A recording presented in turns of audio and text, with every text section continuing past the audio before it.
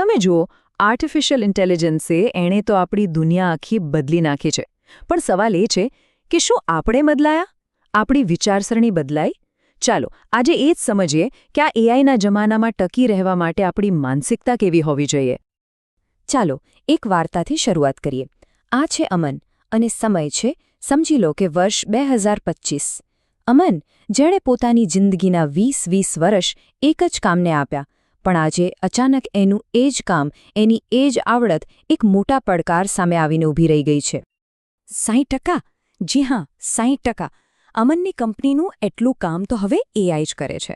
વિચારો, જે 20 વર્ષનો અનુભવ, એની ઓળખ હતી, એ જાણે રાતોરાત નકામો થઈ ગયો.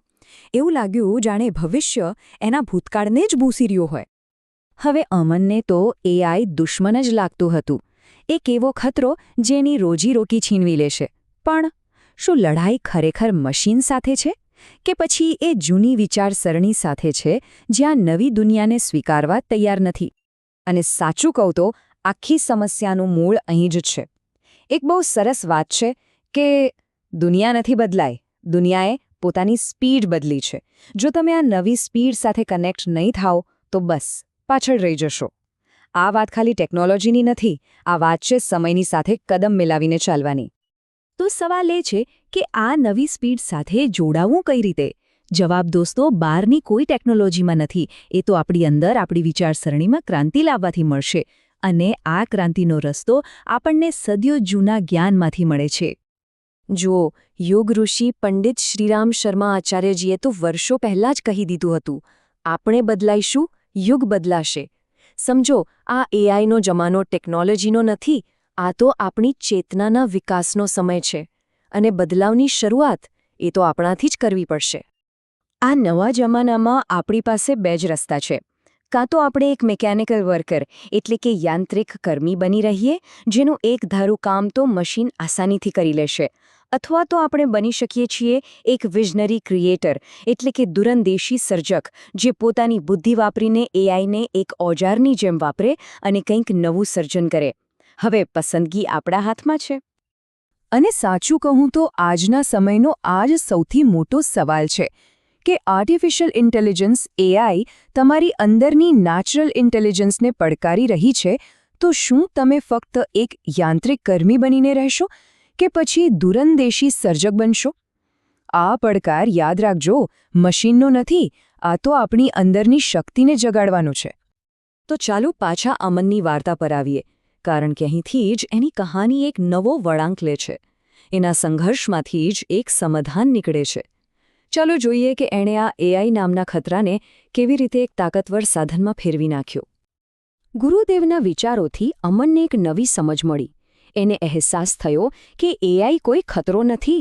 અરે, આ તો એની જૂની, જડ થઈ ગયેલી વિચારસરણીમાંથી બહાર નીકળવાનો એક મોકો છે. જાણે એની વિચારસરણીનો એક નવો જન્મ થયો. અને આ સમજણ પછી અમન 3 નક્કર પગલાં ભરે છે. સૌથી પહેલાં એ ડરને એક તકમાં ફેરવે છે. બીજું, એ પોતાના 20 વર્ષના ઊંડા અનુભવને એઆઈની સ્પીડ સાથે જોડી દે છે. અને ત્રીજું, જે સૌથી અગત્યનું છે, એ પોતાના કામને ફક્ત પોતાના માટે નહીં, પણ એક મોટા, સારા હેતુ માટે, પરમાર્થ માટે કરવાનું શરૂ કરે છે. કેમ કે આ નવા જમાનાની માંગ જ કંઈક અલગ છે. વાત હવે ખાલી સ્પીડની નથી. દુનિયા ઝડપથી નથી બદલાઈ રહી. દુનિયા તો હવે સારા વિચારની માંગ કરી રહી છે. તમારી બુદ્ધિને નૈતિકતા સાથે જોડો. બસ આજની સફળતાનું સૂત્ર આ જ છે, બુદ્ધિ પ્લસ નૈતિકતા. અમનની આ વાર્તા ખાલી એની નથી, એ આપણા સૌની છે. અને આપણને એક સવાલ પૂછે છે કે આ નવા યુગની અસલી મૂડી, સાચી સંપત્તિ શું છે? શું એ પૈસા છે? ટેકનોલોજી? ના, બિલકુલ નહીં.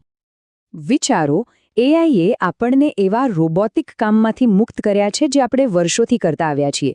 જે કામમાં મગજ નહોતું વાપરવાનું, એ હવે મશીન કરશે.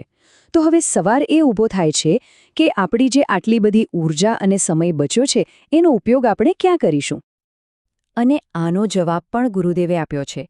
એમને આ બચેલી ઊર્જાને સાચી દિશા આપવા માટે 3 રસ્તા બતાવ્યા છે.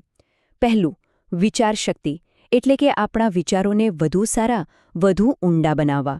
બીજું, ચરિત્ર નિર્માણ, એટલે કે આપણા વ્યક્તિત્વને મજબૂત અને નૈતિક બનાવવો. અને ત્રીજું છે સમયદાન, એટલે કે આપણો સમય અને આપણી શક્તિ સમાજની સેવામાં વાપરવા. અને છેલ્લે એક વાત ગાંઠ બાંધી લેવા જેવી છે. તમારી નવી વિચારસરણી જ એઆઈ યુગમાં તમારી સાચી મૂડી છે. એને વિકસાવો, નહીં તો આ જમાનો તમને નકામા બનાવી દેશે. યાદ રાખજો, આપણી સાચી સંપત્તિ બેંક બેલેન્સમાં નહીં, પણ આપણા વિચારોમાં, આપણી સમજમાં છે. તો અંતમાં હું તમને બસ એક જ સવાલ સાથે છોડી જઈશ. જો આખી દુનિયા બદલાઈ ગઈ છે, તો પછી આપણી વિચારસરણી જૂની કેમ રહે? એણે શા માટે ન બદલાવવું જોઈએ? અને આ સવાલનો જવાબ એ જ આપણું આવનારું ભવિષ્ય નક્કી કરશે.